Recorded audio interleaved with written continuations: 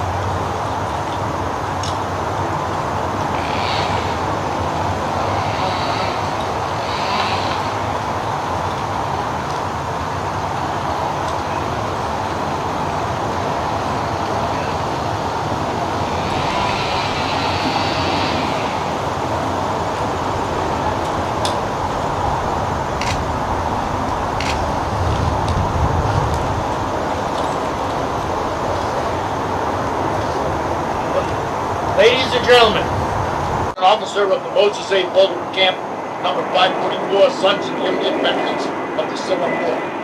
We are an organization opposed to orchestrating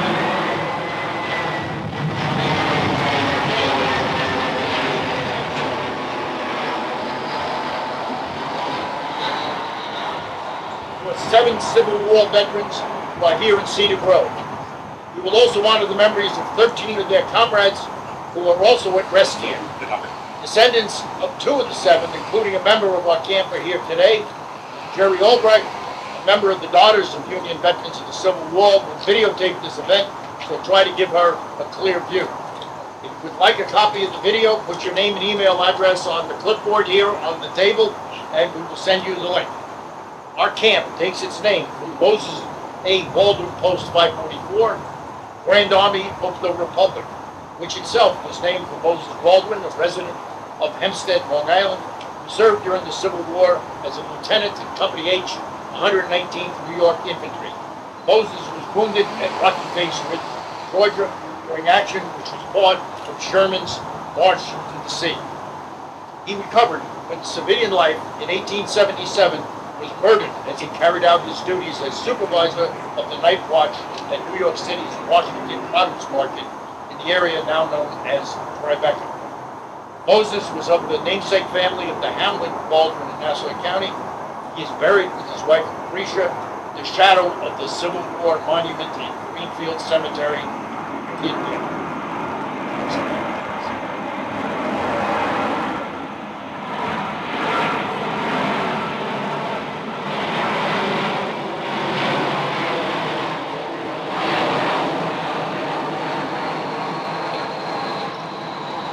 Sons of Union veterans of the Civil War is building a computer database to include the final resting place of every Union veteran. So far, we have recorded over 700,000 of the 2.1 million who served.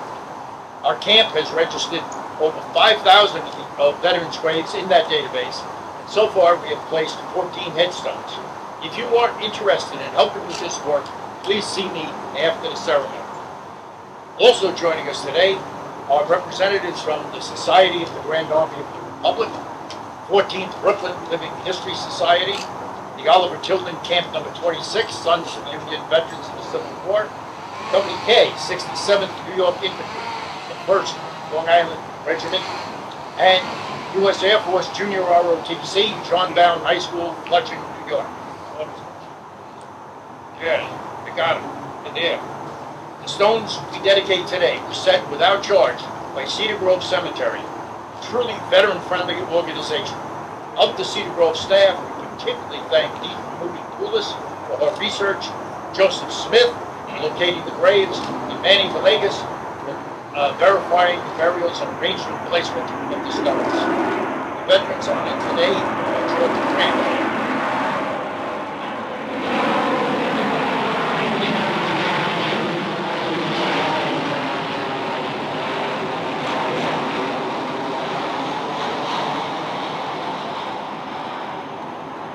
George Grant, Naval Seaman, U.S. Navy. George Kellogg, First Lieutenant, 24th New York Light Artillery.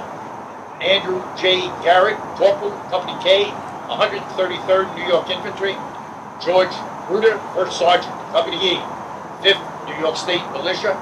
John C. Boeckel, Private, Company G, 57th New York Infantry. Louis Leimbach, Private, Company H, 20th New York State Militia. And Thomas Stanley, Private, Company B, 28th Connecticut Infantry. We are at Thomas Stanley's grave in the Green Lawn section. Scott McKendrick, past commander of our camp, will tell us about his grandfather.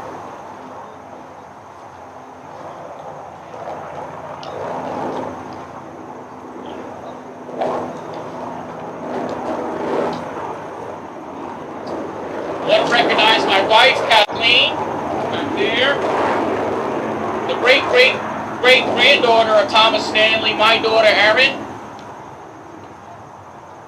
Mike and Kevin Murphy, who I've never met, but are direct descendants, but we kind of knew of each other, and thanks to Ancestry.com, we've linked up together. So the great-great-grandsons, Michael Murphy and Kevin Murphy, are right here. And another cousin, because you can't make this up, John Jacoby, and another man that we both collaborated together right there. He's actually a half-cousin, but I'll get to that. But he's also through Thomas Stanley's mother, that's how we are related. And thanks for coming, everybody. I didn't call it an airstrike, so...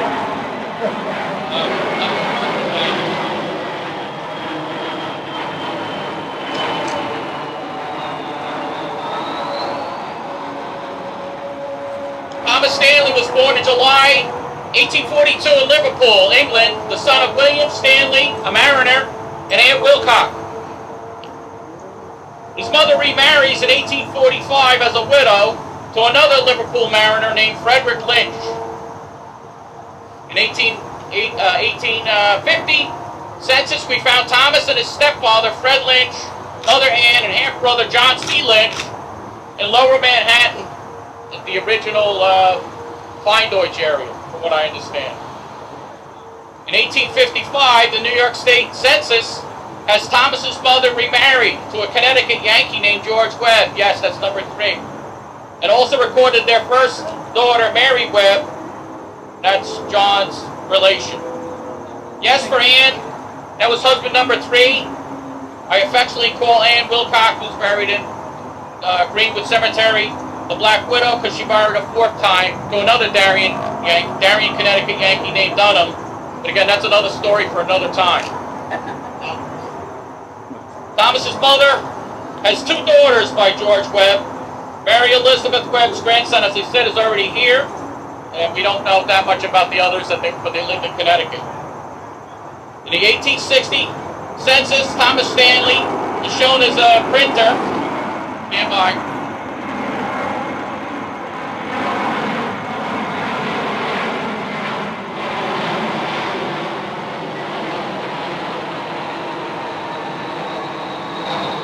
Thomas Stanley, a printer in 1860 in Darien, Connecticut. His mother, stepfather, George Webb, his half-brother, John Lynch, and half-sister, Mary Webb, residing in Darien, Connecticut.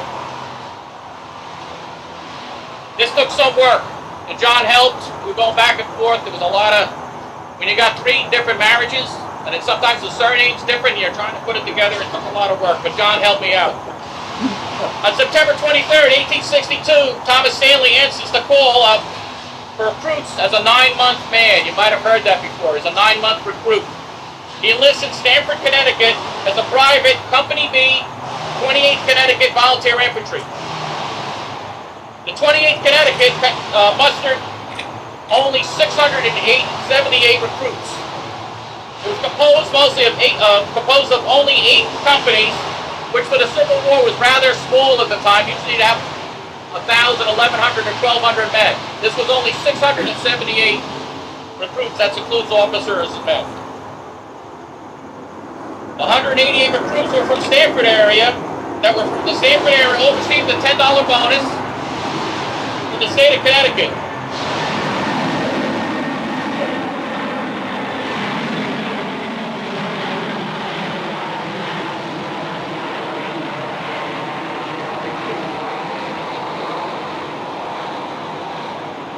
Additionally, the Stamford men received another $100 bonus from the town. Not bad, big money back then. On November 15, 1862, the 28th was mustered into federal service. Eventually, the 28th sailed to New York City and linked up with other New England infantry regiments holding over in Centerville, New York, right around here.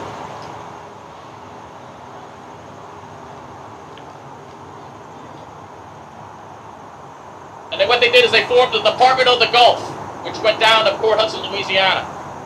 The 28th was engaged in trench warfare at Port Hudson, a Confederate fort that blocked the southern Mississippi River. You had the Vicksburg up north, you had Port Hudson down south, and Gettysburg, all 3 battles going on at the same time. Port Hudson surrendered July 9th, 1863, 4 days after Vicksburg fell, making it the longest siege in American soil. And there's several of us, our people went to Port Hudson, call ourselves Port Hudson Bubbles, because there's a bunch of us. Of the original 188 Stanford recruits, 42 lost their lives during or as a result of having served.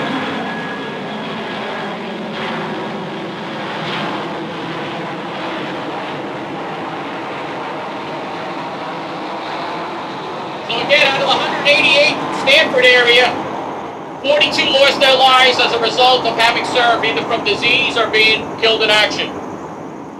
Overall, the 28th had 10 killed, 96 died of disease, 51 were captured, 51 were wounded, 6 were captured, and 1 was wounded and captured. They were transported home via steamboat up the Mississippi River to Cairo, Illinois, then by rail to New Haven, Connecticut. Thomas Stanley and his brothers-in-arms were discharged from New Haven, Connecticut on August 28, 1863, with all having over 11 months service. And they kind of lied to them. They said they were 9-month men. They held them. Today they call that stop loss.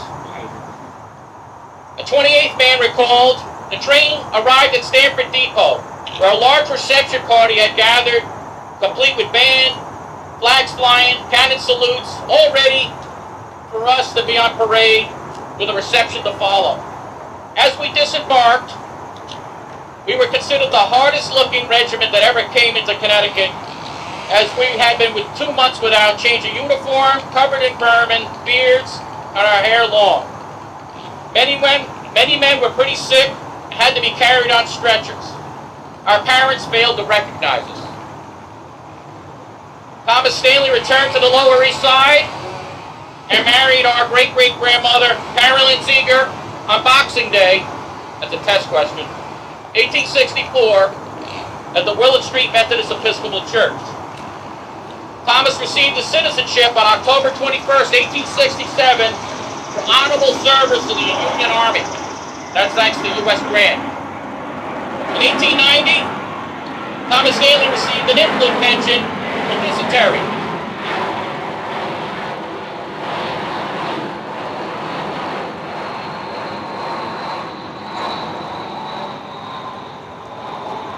He also joined the Grand Army Republic Post 330, whose meetings were held at the Fighting 69th headquarters located on Lexington Avenue in New York City, and I've been to that building.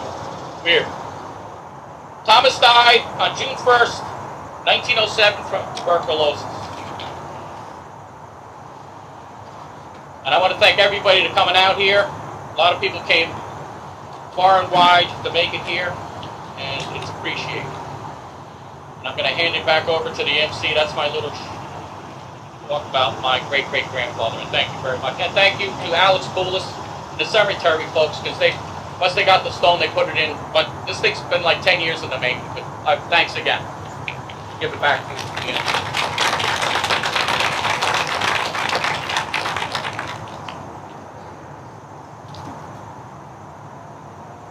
Thank you, Brother McKendrick.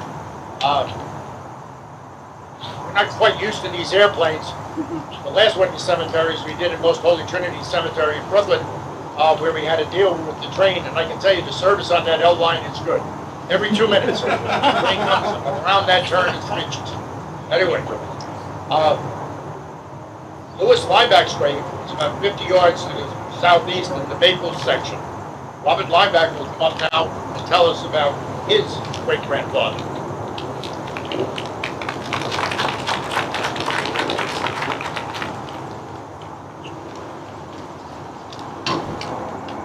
Good morning. Can everybody hear me? Yeah. Great. As Dennis stated, Louis Leimbach was my great-great-grandfather. On behalf of my extended family, I would like to thank Dennis.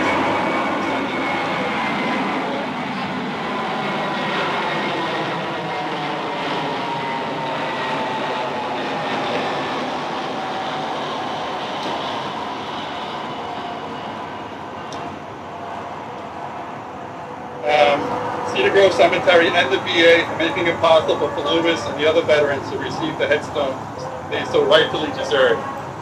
Louis came to New York City from Germany in 1853. He married my great-great-grandmother, Francisca, in 1854, and then shortly thereafter, they moved to the Kingston, New York area. It was in Kingston that Louis enlisted in the Army on April 23, 1861, only 11 days after the start of the Civil War. He was a private company age of the 20th Regiment of the New York State Militia. At the time of his enlistment, Louis was almost 40 years old. The average age of Union soldiers was about 26. To be exact, I think it was 25.8. Although much older than the average soldier, he did his part to defend the Union, and according to his Civil War pension record, served as a butcher for his regiment and as a cook for his company. His service ended in August of 1861.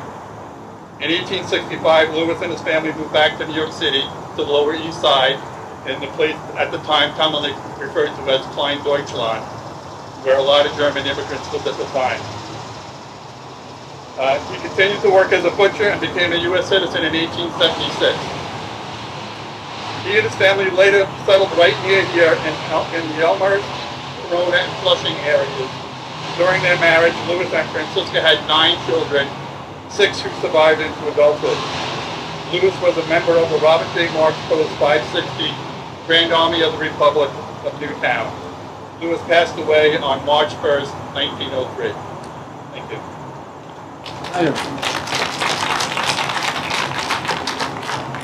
Thank you, Bob. To the best of our knowledge, in addition to the 7 for which we have these new VA stones, there are 13 other Civil War veterans in Cedar Grove.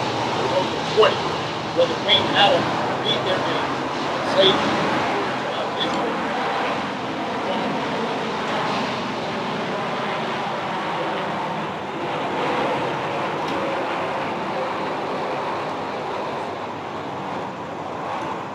The other 13 Civil War veterans who lie in Cedar Grove: Samuel Henry Baldwin, 15th, New York, years.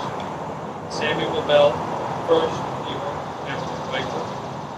Henry Ball, 55th, New York, Infantry. William W. 1st, New York,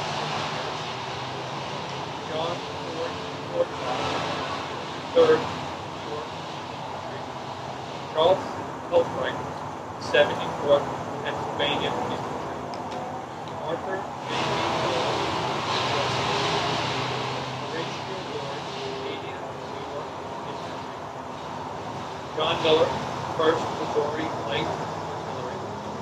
William Henry Harrison, Hinckley, 84th, New York, Infantry. Stephen Washington, 9th, Vermont, Infantry. Louis R. Stegman, 102nd, New York, Infantry. Last, my great-great-grandfather, Charles Mitchell Walton. He was born in Cincinnati, Ohio in 1844. He enlisted in the Navy in August 1862 at the age of 18. He was 12 years old and served as a transport Mississippi Squadron. After serving for 1 year, he was honorably discharged in August 1863. In early 1900, he settled in the New York area and died in 1906.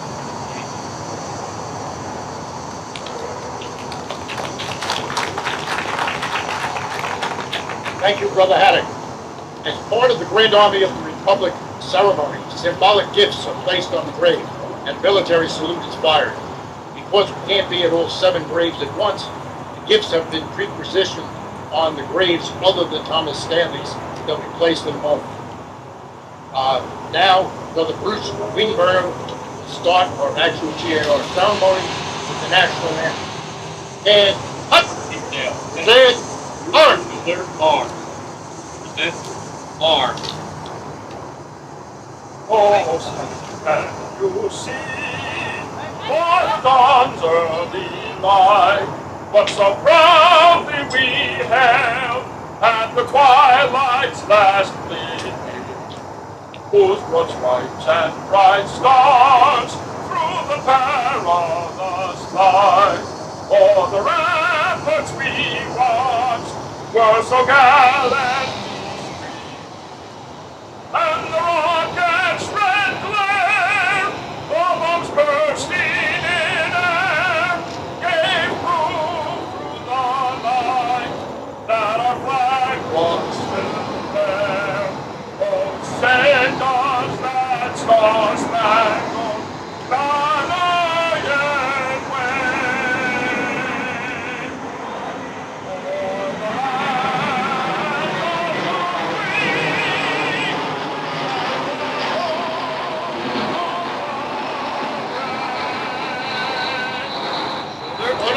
Arm! Arm! At ease! Arm. In place, rest. Moses A. Baldwin Camp 544 Commander Don McMahon will now direct the Headstone dedication ceremony adapted from the 1917 ritual of the Grand Army of the Republic. Camp, tent, parade rest. We're here to honor the memories of the veterans and their other comrades in arms who lie and rest in Cedar Grove Cemetery, under the blue skies of heaven, guarded by the silent stars that in life watched over them. We remember that it is our duty as sons of Union veterans in the Civil War to honor the memory of all who stood on Navy decks, shoulder to shoulder, or on the bloody battlefields, and guarded faithfully, honestly, and well the sacred bonds of statehood, and who fought for liberty and our grand old flag. All have passed their final review, and upon us is developed the duty of perpetuating the principles for which they fought. We may not forget as the years roll on that we too shall have battles to fight, that in time that we too shall be carried to the silent city of the dead, that our lives should be put here, should be fit for us in the great bivouac of eternity. Chaplain William Mason past camp commander of the Tilden Camp number 26, will invoke the divine blessing. Uncover.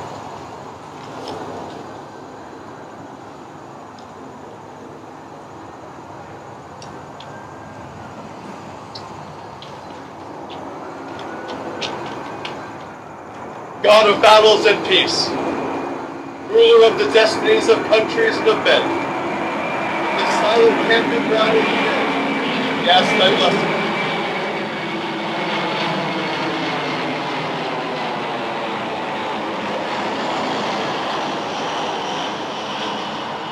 As we honor the memory of these 7 defenders of our country's unity and honor, look in mercy, we pray, upon the widows and orphans of deceased veterans everywhere.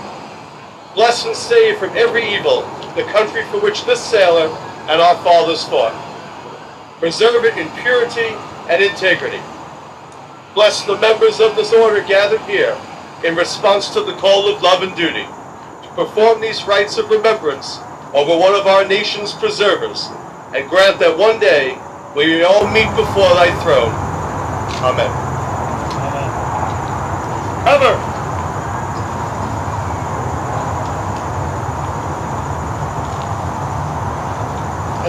As we remember those heroes, let us cherish their example as patriots and defenders of those principles that they believe to be right. Let us forget their failings, for they were human, remembering only their virtues. Let us live so that when that time shall come, those we leave behind may say above our graves, "Here lies the body of a true-hearted, brave, and earnest defender of the Republic." We'll now present the gifts. Brother Scott McHendrick.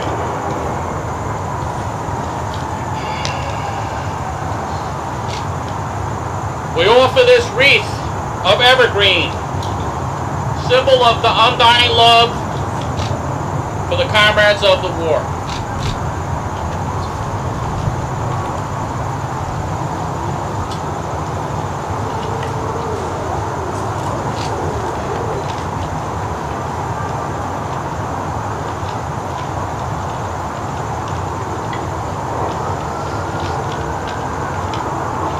Brother Kevin Duffy.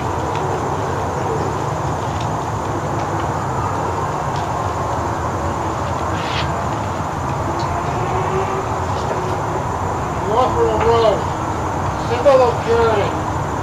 In future generations, emulate the unselfish devotion of even the lowest of our heroes.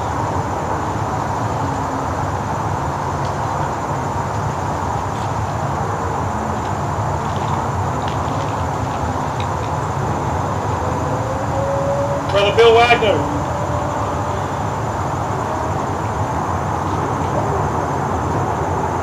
Crown these remains with a wreath of laurel, the symbol of victory.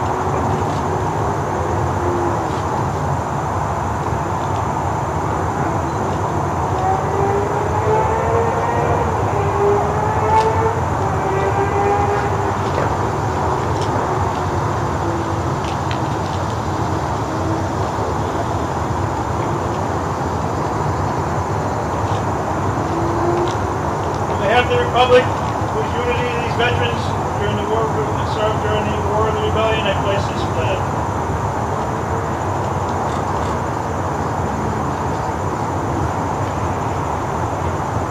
Rifle detail, commanded by Lieutenant Beard, will now fire the salute. Detail, attention. Shoulder, arm. Right about, face. Present, arm.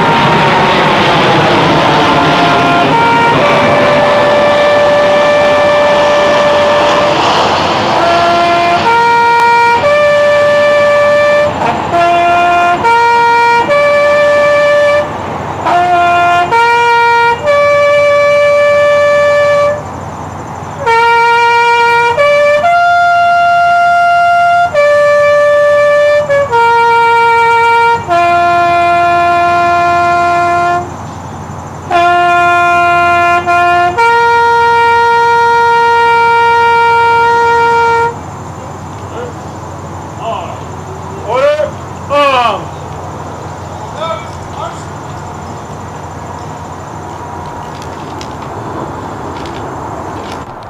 Fire! Cover, R. Order, R. Order, R.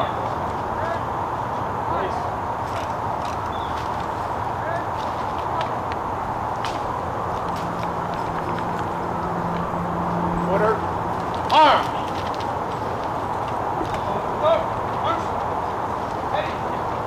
At ease. Except for those who served in the Navy, the men we honor today served in regiments which marched into battle under the flags of the United States of America and their particular regiments, collectively known as the regimental colors. These flags were often gifts from the community from which the men came. At the end of the war, New York State ordered that all of these flags, many bearing the signs they had, brought over so they could be preserved. At that time, General Daniel Butterfield, composer of Taft, said, "These standards are returned, battle-scarred, hallowed by the blood of your patriot sons, a precious treasure, a priceless legacy, for they shall tell your children's children of manhood and patriotism, rising in their might to sustain the right. These are glorious insignia of the highest devotion and sacrifice of man for man for country." Despite the promise of preservation, the battle flags were furled on their staffs and left to deteriorate for 135 years. Starting in 2000, for about 10 years, a state-funded project conserved about half the flags, mostly the smaller ones. So, almost 75% of the work remains to be done.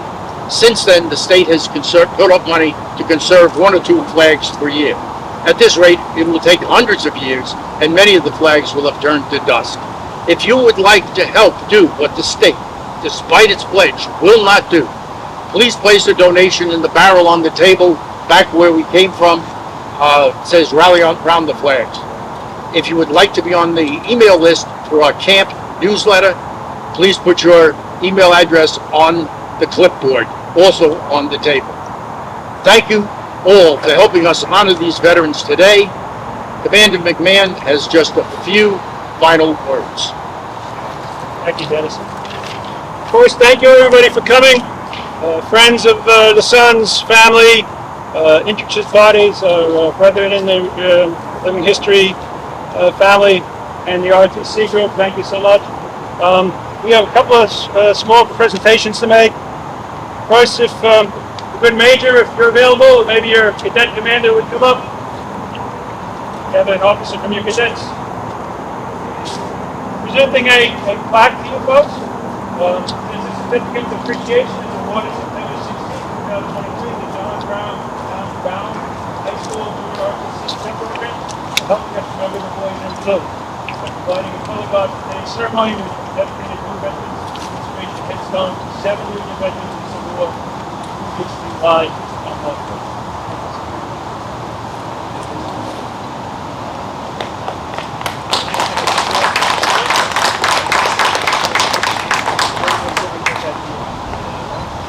Someone there, yeah.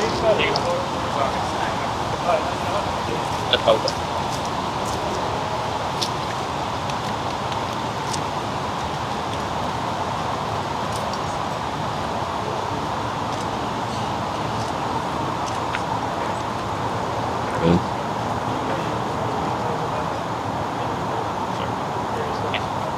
So, okay, next. We've done several of these now, and we're getting a lot of help from the 14th Brooklyn Living History group. They've been helping us immensely. So we have a very similarly worded, I won't read the entire certificate, but guys, thank you, and there's a donation. Please.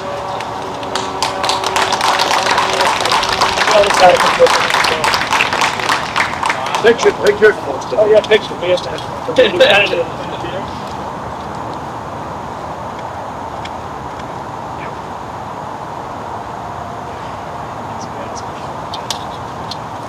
Lastly today, we couldn't have done this without the help of the cemetery staff. They've been very helpful, Manny, Deirdre. They went out of their way for us. They put in 7 stones at no cost. They did some of the research for us. They're helping us with ongoing research. So if you'd like to come up, cemetery staff. Manny can't take pictures and be up here, so. All right. This means the Cedar Grove Cemetery Management and staff for helping us remember the boys at Bruder on research and cemetery.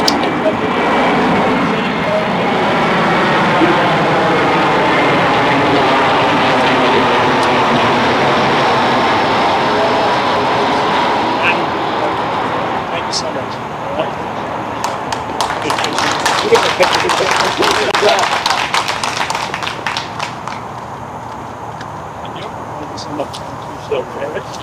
All right, I guess the detail is dismissed.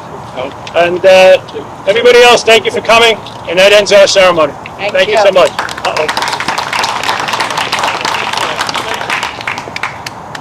Shoulder hard. Left face. I need to get it.